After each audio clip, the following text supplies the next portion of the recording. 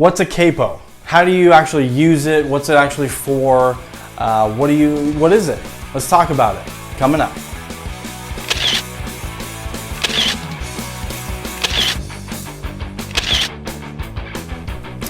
By the way, hey, if you're new to this channel, thank you so much for stopping by. I do appreciate anybody new that stops by.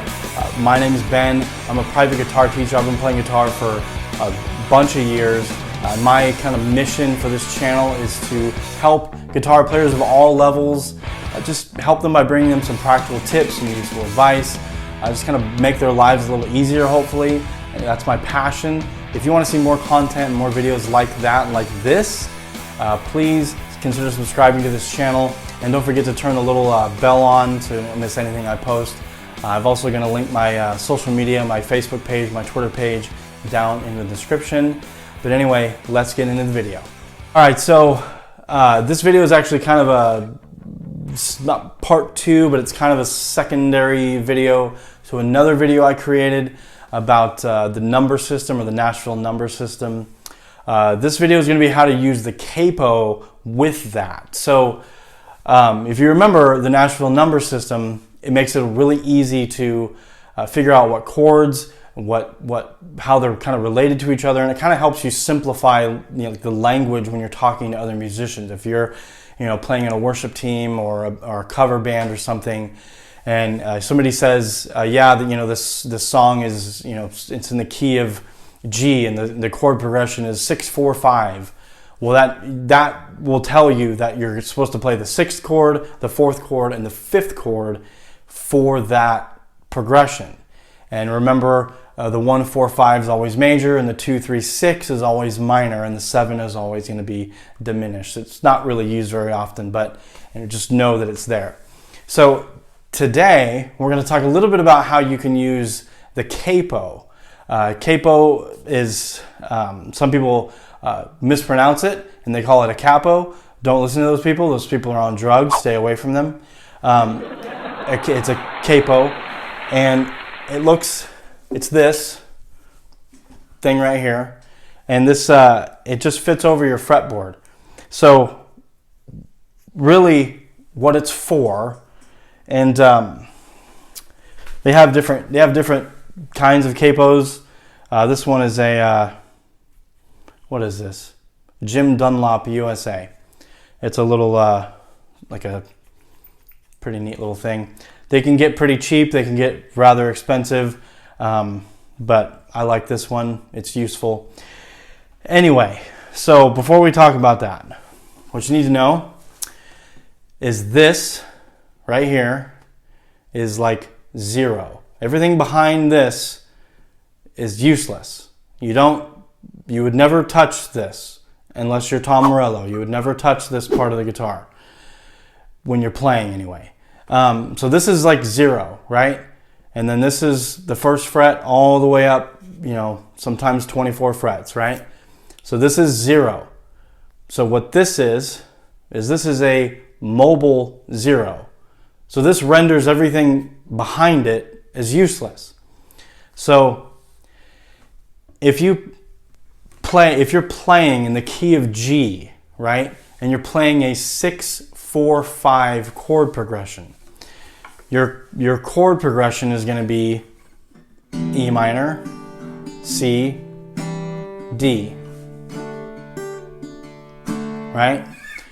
Somebody says, we're playing in the key of C, and we're going to play a 6-4-5 chord progression.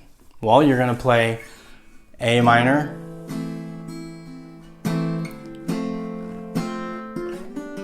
right? A minor, F and G. F, right? So that's right there, right? You can kind of play all your open chords and everything right there. What if somebody says, oh, we're going to play in B flat. We're going to play in the key of B flat.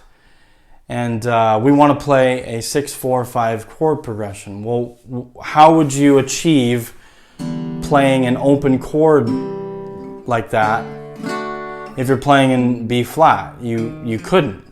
Well, that's what a capo's for. So remember, originally we were going to play in the key of G. This is G right here on the low E string on the 3rd fret. That's our G, right? So from there we have our G major scale.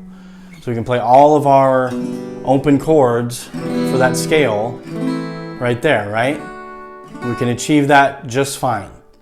But if we want to play B flat, the key of B flat, and we still want to play open chords, well, I mean, what chords would we be playing if we were playing a 6-4-5? We would be playing, what is it, G minor, E flat, and F, right? That doesn't sound, I mean, that's cool, but it doesn't have the same,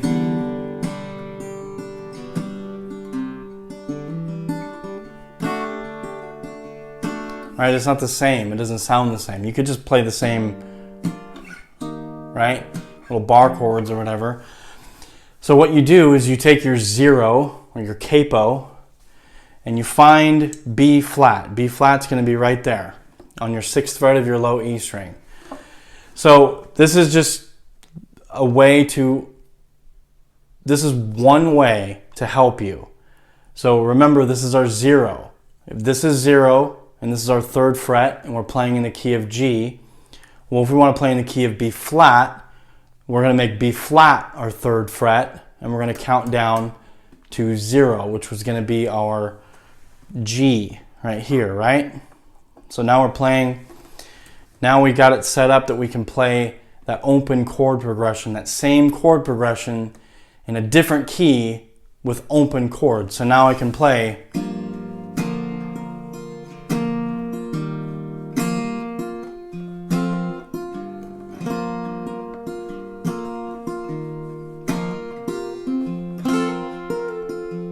right? I can still play that. I can still get that same sound in a different key. What if somebody says, you know what, I like B flat, but let's play in C sharp. First of all, quit that band because they're obviously on drugs, but you would find C sharp. Well, C sharp on your low E string is going to be right there, right on your 9th fret of your low E string. So that's kind of your new 3rd fret, right? Because you play everything open down here, so you move up. Now this is 9, your 3rd fret. That's how we're thinking, right? So we 3, 2, 1, 0. 0 is at our 6th fret. So that's our kind of our starting position. So now I can still play 6, 4, 5 in the key of B flat. In the key of B flat. So, or C sharp rather, C sharp. Sorry. So that's that's one way that you can use a capo. A capo is just, like I said, it's kind of like a mobile 0. It just renders everything behind it as useless. Now, just like this is, just everything behind here is useless and everything behind your capo is useless. So that's kind of a basic breakdown of how you can use that and how you can helps you with the number system. It's kind of just, you know, another way, another tool that you can use to just make things easier. So hopefully you enjoyed this video. If you did, please give it a thumbs up. Consider subscribing to this channel if you want to see more content just like this. Like I said, I've got my social media linked down in the description of this video. I look forward to seeing you there. Look forward to seeing you in the comments. And thanks for stopping by. We'll see you next time. Bye.